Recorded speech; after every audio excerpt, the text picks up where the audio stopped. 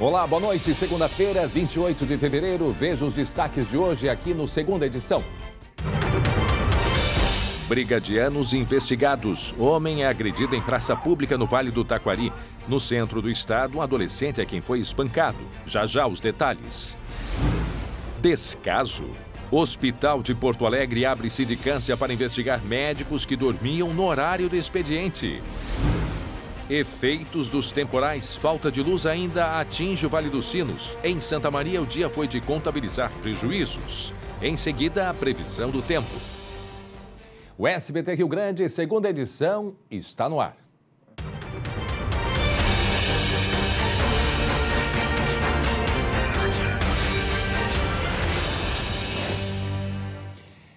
Nós começamos o Segunda Edição falando de violência policial.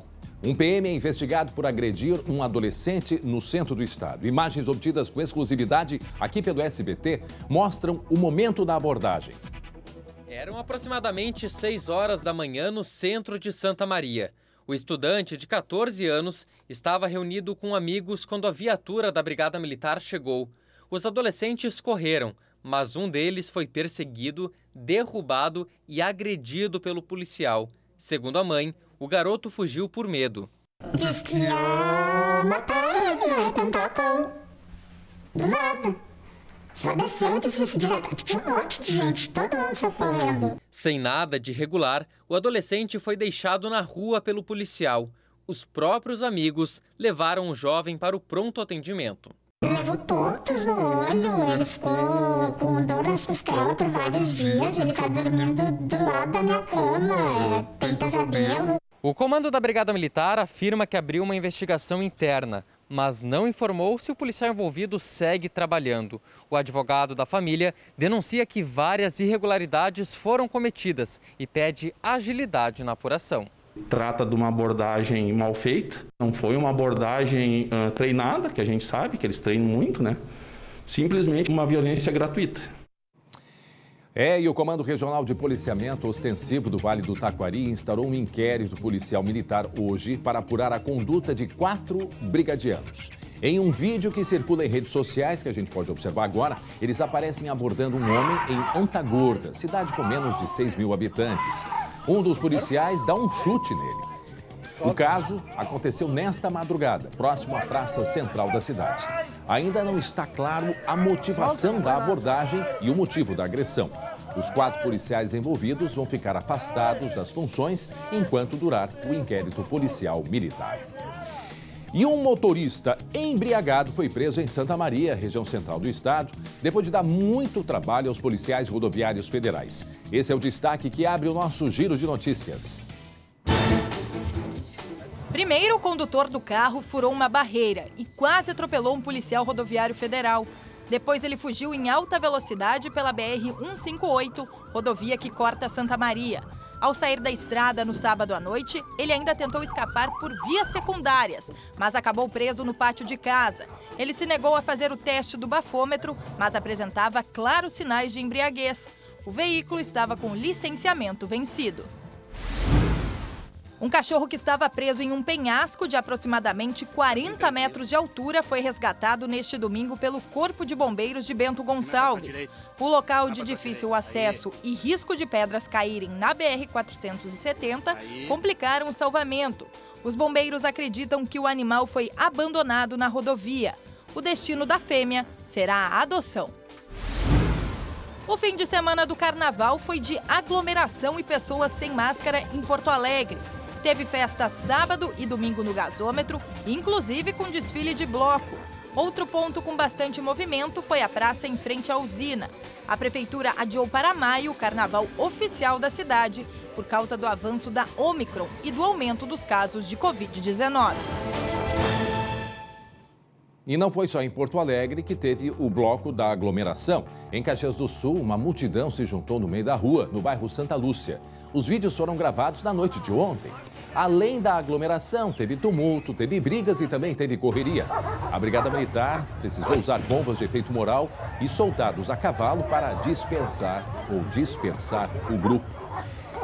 Aliás, daqui a pouco vamos falar, mais sobre a questão da pandemia aqui no Rio Grande do Sul. A situação ela é muito séria, muito grave. E também sobre o uso de máscaras. Agora, um decreto do governo do estado liberando as crianças até 12 anos do uso de máscara. Uma questão muito polêmica, principalmente quando a gente olhar para o número de mortes provocadas pela Covid-19 aqui no Rio Grande do Sul. Mas daqui a pouco a gente fala mais sobre a pandemia. Agora é momento de atualizar sobre a situação dentro de campo após o Grenal. O Grenal que não aconteceu, o clássico 435. O colega Matheus Schenck conta as novidades da segunda-feira após o caótico sábado no estádio Beira-Rio. Uma imagem que alivia. O paraguaio Vijaçante correndo ao redor do gramado no treino do Grêmio hoje. Isso porque sábado as imagens eram bem diferentes. O volante teve traumatismo craniano após ser atingido por uma pedra, atirada por um torcedor na chegada gremista ao estádio. Situação que provocou o adiamento da partida. Aliás, adiamento que causou desconforto no Inter. O clube divulgou nota discordando da nova data do Grenal, que fica para 9 de março, 7 da noite. O Inter alega que vai ter um dia a menos de descanso do que o Grêmio e pode perder até 7 jogadores para o confronto. Esses aí da tela, que estão com 2 cartões amarelos e, caso levem cartão contra o Aimoré no final de semana, vão perder o Grenal. O clássico que não começou, parece que na verdade também ainda não terminou. E a polícia tenta identificar os responsáveis pelo arremesso da pedra. Hoje nós conversamos com o vice-governador e o secretário, vice-governador e secretário de Segurança aqui do Estado, Ranolfo Vieira Júnior, sobre este triste episódio. O colega Guilherme Roquette tem informações pra gente, não é mesmo, Gui? Boa noite. Boa noite, André. Boa noite a todos. Pois é, porque a Polícia Civil acabou liberando os 2 homens que foram presos ainda no sábado, suspeitos de terem atirado as 2 pedras e também a barra de ferro contra o ônibus do Grêmio. Por quê, André? Porque não havia até então provas que ligassem efetivamente essa dupla ao fato, ou seja, não dava para comprovar que foram eles que jogaram a pedra. No entanto, eles estariam sim, André, junto com esse grupo. Agora, o vice-governador Ranolfo Vieira Júnior, também secretário de Segurança, como tu disseste, André, disse que a polícia está sim empenhada em identificar esses agressores e a partir de agora câmeras inclusive da EPTC, da Prefeitura aqui de Porto Alegre, vão ser utilizadas nessa identificação. Só que, André, tem uma outra polêmica ainda pairando aí no ar, justamente para esse Grenal que deve acontecer agora no dia 9, o dia remarcado. É que há uma chance, e isso vai ser discutido agora em uma reunião com o clube, justamente de que esse jogo aconteça sem torcida ou com torcida única. Mas não é o que deseja o vice-governador, conforme a manifestação dele hoje de manhã no SBT Rio Grande. Vamos assistir. Há uma discussão neste momento, a respeito do Grenal do dia 9. Se tem que ter torcida, se o Grenal deve ser sem torcida, ou se nós devemos manter com as torcidas. Pois agora, André, isso vai ser discutido então em uma reunião com os 2 times, justamente para se analisar essa possibilidade. O vice-governador tem em mente que essa não deve ser a postura adequada, mas também não dá para a gente descartar, porque a partir de agora as próprias direções de Inter e de Grêmio precisam sentar e discutir essa situação para o dia 9, André. Não, e o que chama a atenção em todo esse episódio aí do sábado, como disse o próprio vice-governador, que é secretário de Segurança, eram 10 policiais que estavam ao redor do ônibus, 10 policiais, tanto é que um deles chega a abaixar a cabeça, porque, olha ali, o momento que ele abaixou a cabeça. E aí agora tenta-se identificar qual destes torcedores ou de torcida organizada ou não, isso também precisa ser esclarecido, quem foi afinal que jogou essa pedra e que atingiu, principalmente um dos jogadores foi atingido, ainda bem que nada de grave, mas é algo muito gravíssimo. Está aí ele sendo atendido no momento em que a pedra cortou a lataria e entrou no ônibus, com estilhaço de vidro e tudo mais. Ou seja, a polícia, se é que ele não já... será que ele não vai se apresentar também, Guilherme? Seria um momento também, olha, errou, se apresente à polícia e resolva o que tem que resolver. Mas essas confusões, infelizmente, não aconteceram somente em Porto Alegre. Não foi só aqui na capital que nós vimos cenas lamentáveis no futebol. Em Caxias do Sul também. O clássico Caju entre Juventude e Caxias, no estádio Alfredo Jaconi, terminou 0-0. Mas as cenas que correram o estado são essas, de torcedores se provocando durante a partida. A Brigada Militar teve que intervir.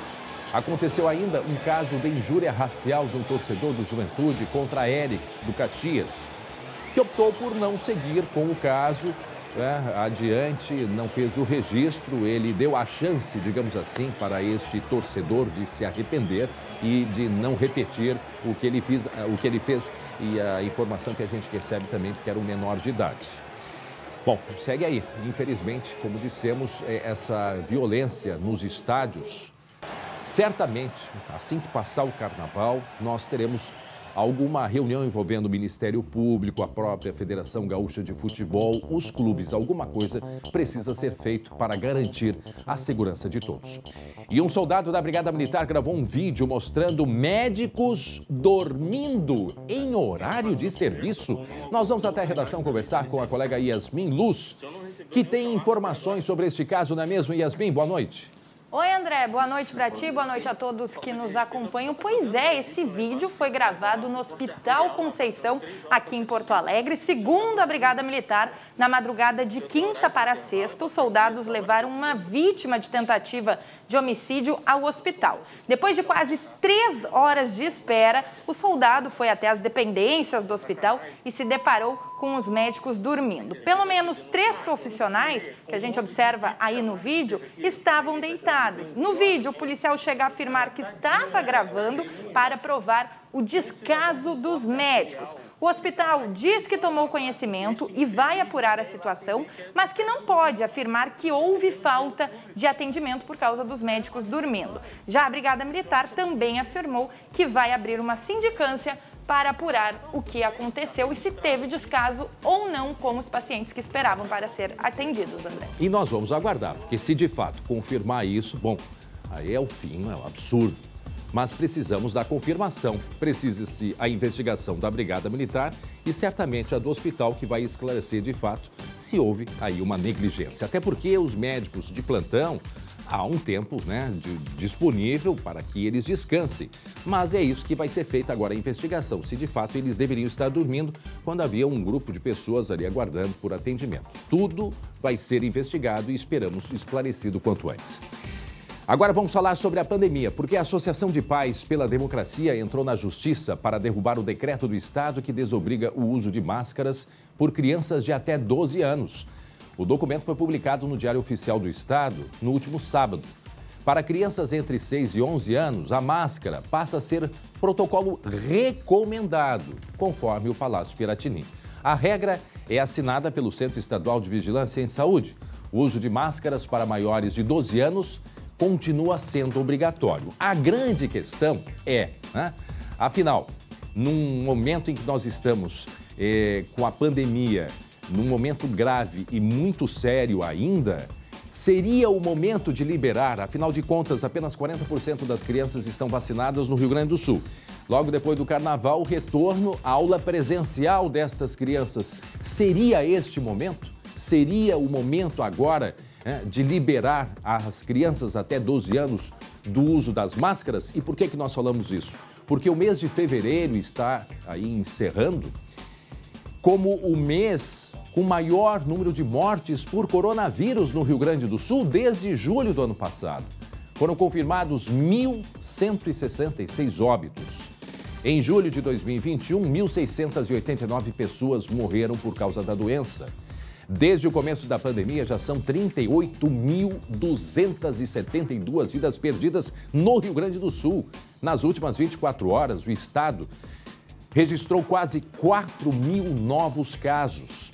Percebam que semanas atrás estávamos com 12.000 casos por dia, agora já são 4.000 casos, ou seja, há uma redução, mas são 4.000 novos casos e agora também temos aí o Carnaval. Quer dizer, é um momento de fato muito delicado e que a gente aguarda o que como vai se posicionar o governo do estado, até porque mesmo hoje nós conversamos com a diretora do Centro de Vigilância à Saúde, diz que o estado acompanha e que imediatamente, ao perceber né, que a decisão não venha ao agrado da maioria das pessoas que pode revisar esta decisão. E a pergunta que a gente faz, seria este o momento? E mais, a Omicron, esta variante, ela vem atingindo um número muito maior de crianças. São questões que nós devemos ficar observando nos próximos dias. Quase 90 mil residências seguem sem luz aqui no estado depois dos temporais de ontem, principalmente ontem, final de tarde e início da noite. Não é mesmo, Guilherme Roquette? Exatamente, André. São 28 mil clientes sem luz na área da Sé, aqui na região metropolitana, e outros 60 mil clientes no Vale dos Sinos e também em Santa Maria. Daqui a pouco, depois do intervalo, a gente traz todos os detalhes e também a previsão do tempo.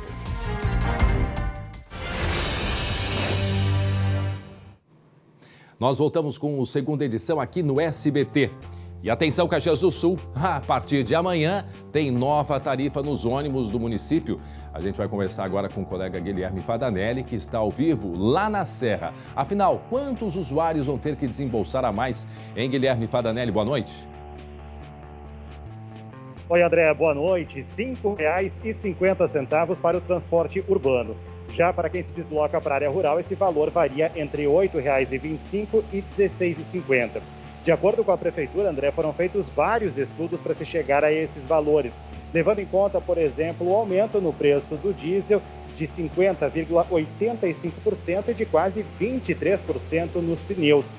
Além disso, no último ano, houve queda de 44% do número de passageiros por mês. Mais do que o valor, os usuários reclamam dos atrasos e da superlotação nos horários de pico. Reclamando, portanto. Pouca vergonha isso aí. Quem trabalha tem que depender de Uber para ir trabalhar. De ônibus não dá. De ônibus não está dando mais. Tinha que melhorar. Aumenta o preço, melhora o serviço, né? Muito bem. Pois é, a Prefeitura apresentou aí, André, um projeto para subsidiar a tarifa do transporte urbano e coletivo aqui em Caxias do Sul. Pela proposta, a ideia é... Muito bem. Cerca de 1 milhão de... Nem o áudio aguentou mais esse aumento na calada da noite, né? Em pleno carnaval aí o aumento, né? O aumento aí do preço das passagens do ônibus é o que a população reclama. Se aumenta o preço, também tem que melhorar a qualidade. Agora, o que diz a Prefeitura de Caxias? É o cidadão que paga o custo do sistema e ele se tornou muito caro. Então, não vemos outra forma, pesquisamos o país inteiro e esse caminho está sendo trilhado por muitos municípios. Por quê? Para evitar que o sistema ele se decomponha. Pois é, e é essa questão, não é só Caxias, o problema é em Porto Alegre, é no Brasil inteiro, o transporte coletivo, principalmente o uso dos ônibus. Yasmin, a situação ela é difícil, como dissemos, no momento aí de carnaval, que tem aumento de preços. Bom, a população de Caxias vai ter que pagar mais e reclama da qualidade dos ônibus e a falta, inclusive, de ônibus para circular pela cidade, Yasmin. Pois é, André, até a ideia, como a gente ouviu do secretário, agora secretário de Caxias do Sul, é justamente repassar cerca de R$ 1 milhão por mês para a concessionária, para que essa tarifa dos usuários que usem o cartão volte para os atuais R$ 4,75. E aí também vai ser adotada uma tarifa única de R$ 5,50 para o transporte no interior e outra medida é a criação da tarifa verde a R$ 3,50 nos horários de baixo movimento, que seria das 9 da manhã às 11 da manhã e também das 2 às 4 horas da tarde. Esse projeto deve ser encaminhado à Câmara de Vereadores ainda nessa semana e a gente vai continuar acompanhando com a nossa equipe em Caxias. Tá certo, obrigado, Yasmin. Agora vamos falar do tempo, porque a chuva forte que atingiu o Rio Grande do Sul na noite de ontem causou diversos transtornos em cidades aqui no Rio Grande do Sul e continua deixando diversos pontos sem energia elétrica, sem luz. O colega Guilherme Roquette tem outras informações a respeito das consequências do temporal, não é mesmo, Gui? André, 60 mil pessoas ainda estão sem energia elétrica na área de concessão da RGE, que abrange o Vale dos Sinos e também Santa Maria. São 40 mil sem luz desses aí desde domingo e outros 20 mil ficaram sem luz depois do temporal de hoje aqui nessa mesma região. Outro problema também atinge a área da CE, em que 28 mil pessoas ficaram sem energia elétrica. Essa é a última atualização. E uma das cidades mais atingidas é justamente Santa Maria, porque por lá 118 milímetros de chuva, aliás, 86 milímetros de chuva caíram nessa manhã. Pois bem, se por um lado a gente tem chuva, pelo outro a gente tem a estiagem ainda afetando a produção gaúcha, e na Serra as uvas foram afetadas. Reduziu a produção, mas o sabor, olha, eu experimentei, tá bem mais doce. Vamos ver na reportagem. As amigas aproveitaram a folga do carnaval para conhecer a Vindima Gaúcha. Eu já tinha vindo aqui em Bento Gonçalves em setembro e fiquei sabendo desse evento, né, nessa época, e eu aproveitei aí o carnaval, saí do Rio de Janeiro, da confusão do Rio de Janeiro, para vir aqui. Esta vinícola de Bento Gonçalves recebe turistas para a Vindima. O passeio começa com a colheita da uva nas parreiras. Depois é hora de colocar os pés nos cachos. A cultura de pisar nas uvas iniciou com os italianos que vieram para o Rio Grande do Sul no final dos anos 1800. Um processo feito nesta vinícola por mais de 50 anos e que hoje serve para comemorar a safra. A sensação é muito gostosa da uva, assim, as bolinhas, é uma massagem no pé natural, né? O parreiral deveria estar todo fechado nessa época do ano, sem esses espaços. Culpa da seca que atinge a região sul do país desde outubro de 2020. A produção reduziu 40%. No entanto, o sabor da uva está mais doce, resultado do clima. Quem prova a uva direto do pé sente a diferença. Não tem comparação, né? Isso daqui parece que botaram açúcar dentro da uva, de tão boa que tá. Nossa, muito docinha. Eu nunca tinha visto uva melhor que essa daqui. O resultado desse sabor mais leve e delicado virá também em outros produtos. Com a estiagem, ela cria mais açúcares e fica mais docinha. E é de uma uva boa que se faz um bom vinho. Provavelmente vai se repetir na qualidade dos produtos originários dessa uva, tanto vinhos, sucos e espumantes. Festa da Uva que vai até o dia 6 de março. Tenham todos uma ótima noite e até amanhã, a partir das 11h30.